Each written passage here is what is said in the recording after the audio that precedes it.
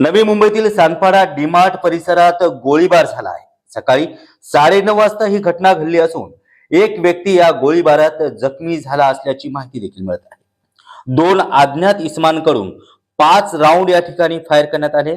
गुन्हे शाखा, परिमंडळ 1 आणि स्थानिक पोलीस एकत्रित मिळून आता तपास करत आहेत। जखमीची प्रकृती सध्या स्थिर असल्याची माहिती देखील मिळत आहे। पण हा गोळीबार नवी मुंबईतील सानपाडा डीमार्ट या परिसरात झाला आहे आणि या गोळीबारामध्ये एक व्यक्ती जखमी झाल्याची माहिती मिळत आहे। कारण आहे कशा पद्धतीने पोलीस यंत्रणा तपास करत आहे। साधारणतः 9:30च्या सुमारासचा इन्सिडेंट आहे। एक व्यक्ती आहे जखमी टोके म्हणून, ते त्या ठिकाणी सकाळी चहा घेत होते। अचानक जेव्हा गाडीत बसले होते, 2 इसम बाईकवरती आले आणि साधारणतः 4 ते 5 राऊंड फायर झाले। आम्हाला फक्त प्रथम दर्शनी दिसतं। काही खाली केस त्या बुलेट्स जे आहेत ते आपण मिळालेले। जखमी हॉस्पिटलला ॲडमिट आहे आणि सध्या स्टेबल आहे असं डॉक्टरांचं म्हणणं आहे। आता याची बॅकग्राऊंड काय, पार्श्वभूमी काय, याचा तपास आमचा सुरू आहे।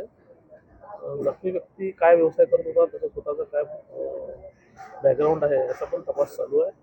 आणि सगळ्या पद्धतीने आमच्या टीम्स, क्राईम ब्रांचची आणि police station, local police station आणि झोन 1च्या टीम्स ह्या कंबाईनप्रमाणे काम करत आहेत आरोपींच्या मागे। सर, ठेकेदार एपीएमसी मधला होता, त्या कुठेतरी वादातून झालाय का? आता ही सध्या चर्चा आहे, म्हणजे ह्या चर्चा विविध प्रकारे चर्चा आहे, पण निश्चित कंक्लुजनपर्यंत पोलीस कुठल्याही पद्धतीने आलेलं नाही आहे।